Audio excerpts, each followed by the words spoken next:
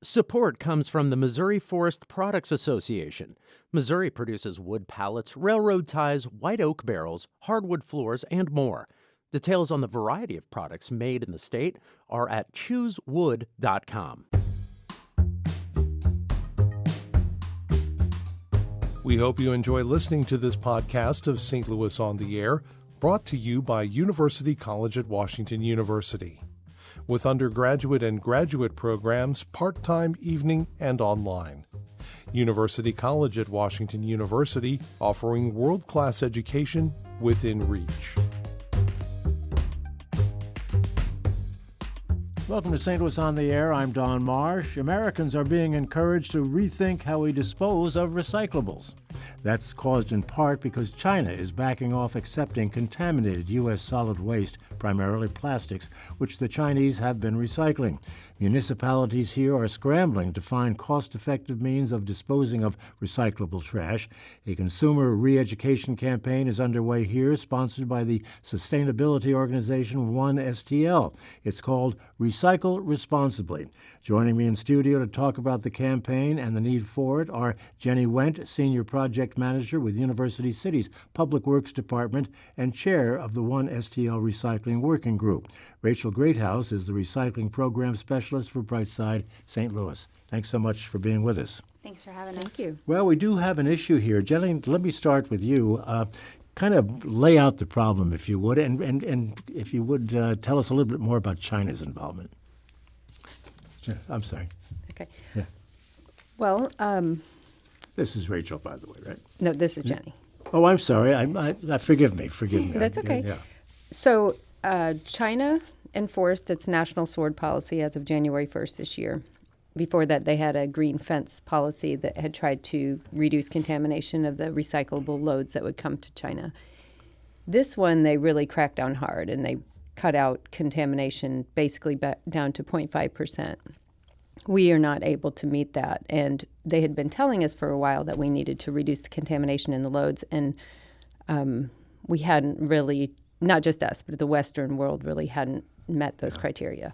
If I can just interrupt, when we talk contamination, what are we talking about?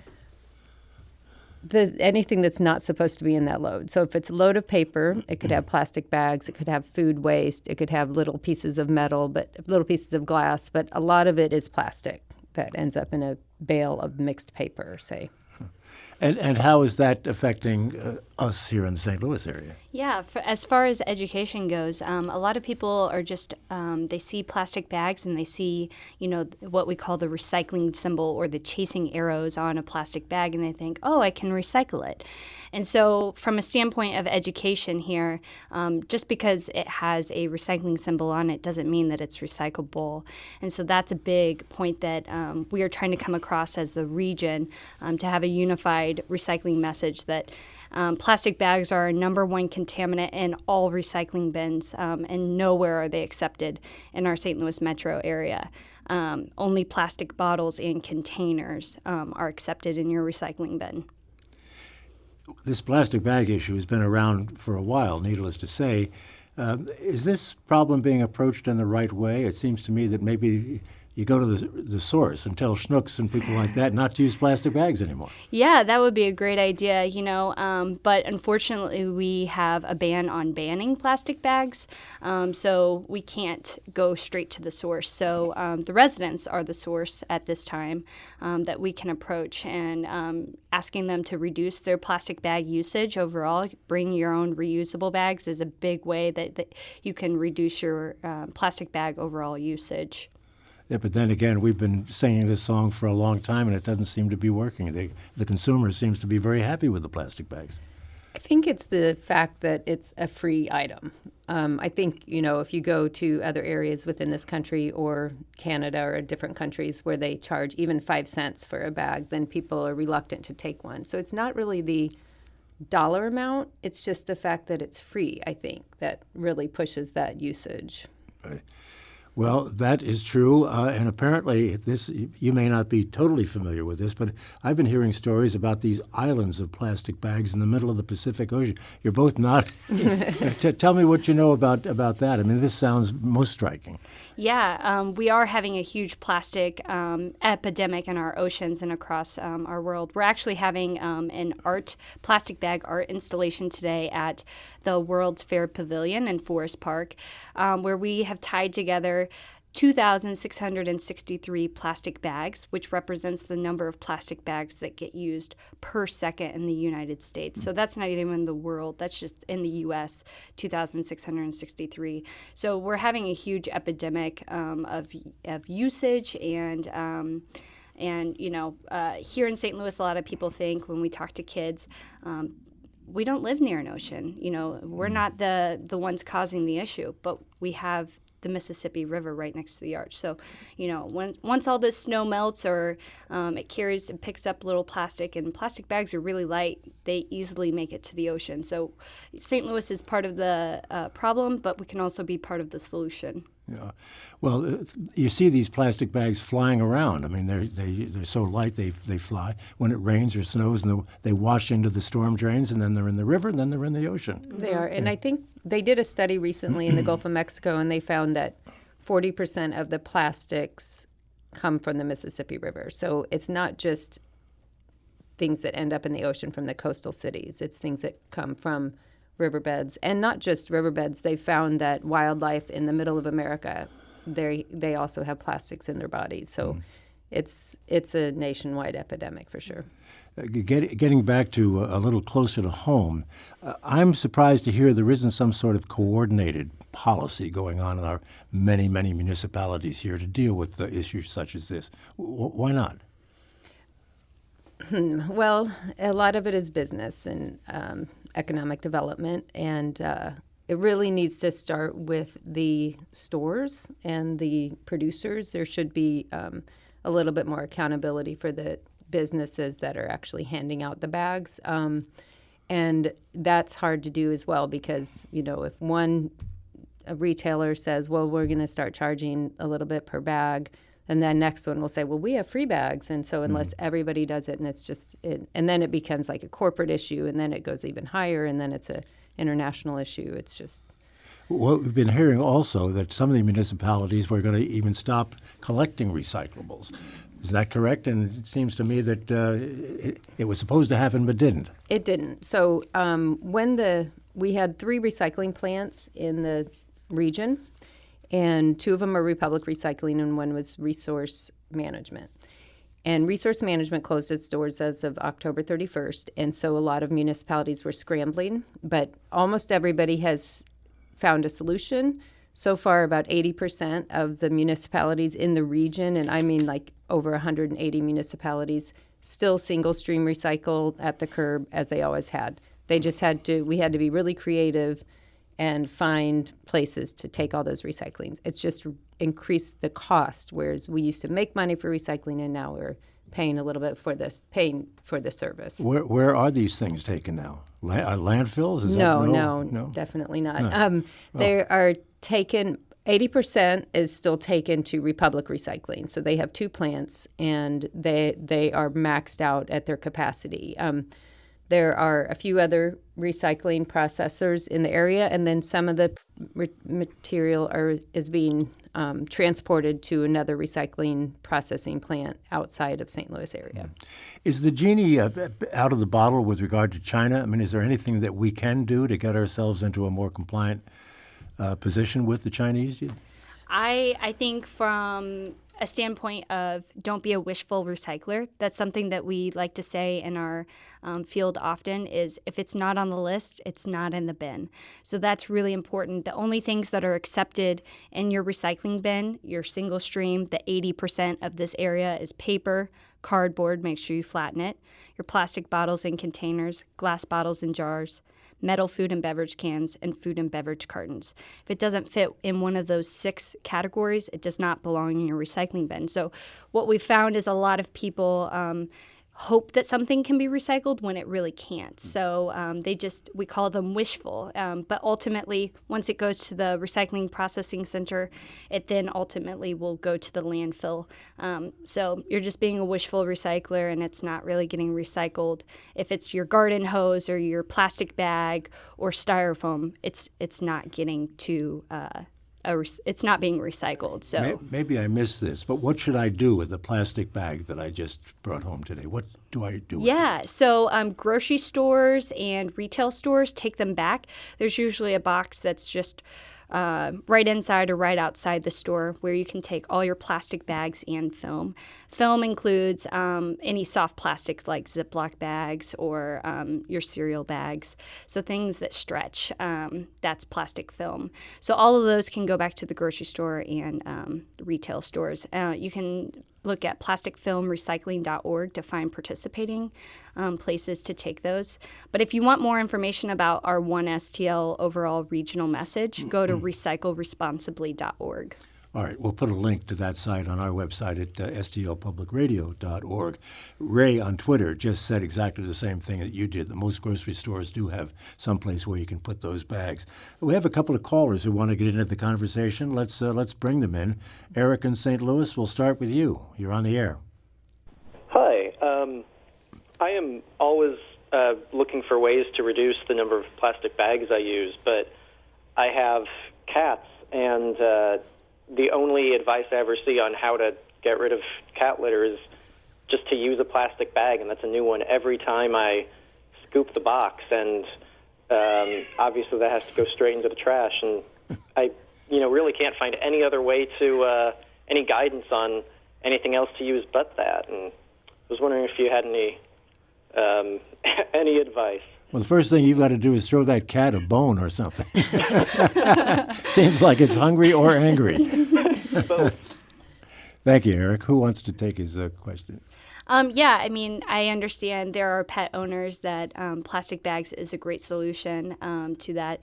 Paper bags work too. I have done that. I'm a cat owner as well. So I've used paper bags before to scoop out the litter as well. And bread bags, Ziploc bags that are used, that are contaminated, can also be used for that. But sometimes things do belong in the landfill, and that's okay as long as it's being put there because because it can't be recycled. So sometimes you don't need to worry about it. It's better to put it in the landfill where it belongs than end up being litter and washed into a river or the ocean. Okay, let's take another call. Alice joins us from Kirkwood. Alex, go ahead. Alice. Hi, yes. I just wanted to go back to the point about people not wanting to have to pay for plastic bags at retailers. I just wanted to point out that as consumers, we're essentially already paying for those plastic bags that some people go home with because the retailers have to buy them. So that cost must be passed along to us. So the more that we start to use reusable bags, I would think that savings would in some way be passed along to us too. So maybe that'll appeal to people who are, trying to pinch a penny by not buying a few reusable bags. Thank you. Thank you. Yeah, I definitely agree with that. The cost does probably ultimately get passed down to us. This month, we have been working with a couple of grocery stores to get our Recycling Responsibly campaign out there, and that's been Ruler Foods, Straub's, Local Harvest, and Walmart, that they have let us go out on Saturday mornings this month to, share this information that plastic bags do not belong in your recycling bin. So they have been really gracious to let us do that. And also in the Del Mar Loop, there are 11 stores that are working with us on this campaign, and they're handing out some reusable bags for the next few weekends, along with information about where to take the plastic bags and your recycling in general. So you are getting some cooperation from these folks. Yes, that's certainly good. And this is one initiative, and then we're going to have another one in April, and we should be getting more stores on by then, too. Right. Let's take another call. We'll bring in Jay. Jay, thank you for waiting. You're on the air. Yeah, hi, folks. Every time I go to the leading grocery store in this area, in numbers at least, they always want to put everything in plastic bags. If you have a bottle of milk that has a handle on it or one or two oranges, they want to put it in a plastic bag. I always, of course, refuse that. And I always tell the clerk and sometimes the manager, only 11% of these bags are getting recycled.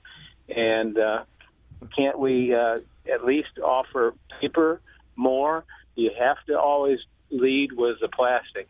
Do you have a feel for what the cost of paper bags is versus the plastic bag? Yeah, that's a great question. So paper, uses quite a lot of resources as well as plastic. Ultimately, they do have a better outlet to recycle. We try to really push as much as possible to bring your reusable bags. Trees have to grow years and years and years before they're able to be harvested, and usually one tree, gets about 700 paper bags per tree. So, growing for 15 years and getting less than 1,000 paper bags out of it, paper is a good option if you forgot your reusable bag, but, let's try to take it a little bit step further and bring our reusables. Yeah, it's a double whammy. I mean, obviously, paper and plastic, both a problem with regard to environmental issues. Let's take another call. Joan in Florissant, you're on the air. Go ahead. Hi, I was just going to mention I'm a teacher, and I had a student working at a grocery store here in St. Louis in the summer, and he was told in his training that he should say, "Is plastic okay?" And, most of us are polite, and we see a young kid working, we say, "Yeah, sure, it's okay." And apparently, according to him, at that store, it is a little bit to their advantage to use plastic instead of paper. And I'm just suggesting be aware of that question, and you may want to be polite, but just think about it before you say, "Yeah, sure." And that's my comment. Thank you. And we are really reaching out to the retailers across this region to try to encourage the education about the plastic bags and the use of reusable. And the more retailers we get on board, then the more will come on board. It definitely is a domino effect. We'll take one more call. Time will allow us to bring in Steve, calling from St. Louis. Steve, you're on the air. Thank you. Just a quick comment. China has basically banned the importation of U.S. waste paper entirely starting 2020. There's a couple of grades that you can still, if you have the right political connections, like number 11 OCC old corrugated containers that you can still slip in there. But mixed waste is out of China, and China was the market for mixed waste paper. And as the adage goes, if you only have one customer, you don't have a customer, and that was China.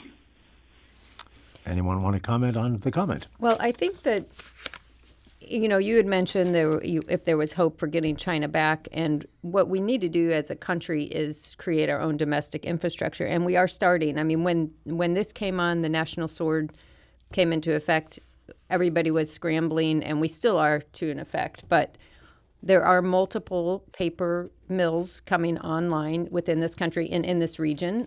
It just, of course, takes time for them to come up. So while that's happening, it's going to, we're going to be looking for outlets for our mixed paper. And within this region, we had sent some mixed paper still to, I think, down south a little bit. I'm not sure where. There was a paper mill down there, and there's a paper mill up north that we've been using. But we need more domestic infrastructure. Do you have any sense of where we are in terms of the big international picture and commitment to environmental issues such as this? It depends on who you compare us to internationally. Yeah. I mean, Europe, the EU just banned, right, or they are getting ready to ban some single-use plastic or all single-use plastic. Wow, that's a big step. Yeah, we are definitely nowhere near that. When we have in our region a ban on banning plastic bags, then we're not there. But then, of course, there's other developing nations we are way ahead of. But what we need to do as individuals, local government, and big business is to tackle it ourselves and not just wait for there to be regulations on the state and federal level. A grassroots effort. In the few seconds we have left, you have an event that's already underway today. What is going on, and how can people get involved? Yeah, so we are at the World's Fair Pavilion in Forest Park, and we have organizations on site of how you can learn more about reducing your plastic bag usage and what you can do. Your small steps make a big impact. And so by reducing, saying no to grocery store plastic bags or retail store plastic bags, that makes a difference. So come out and see the art installation. We're really excited. And all these groups have been working hard together regionally to create this message. And how long will that be going on? Till 3 p.m. today. Okay, still a couple of hours to get Yes. involved. Well, Jenny Wendt and with the One STL Recycling Working Group, thank you for being with us. And Rachel Greathouse, the Recycling Program Specialist for Brightside St. Louis. Thank you both for being Thank with us. you Great very to see you. much. This is St. Louis on the Air on St. Louis Public Radio, 90.7 KWMU.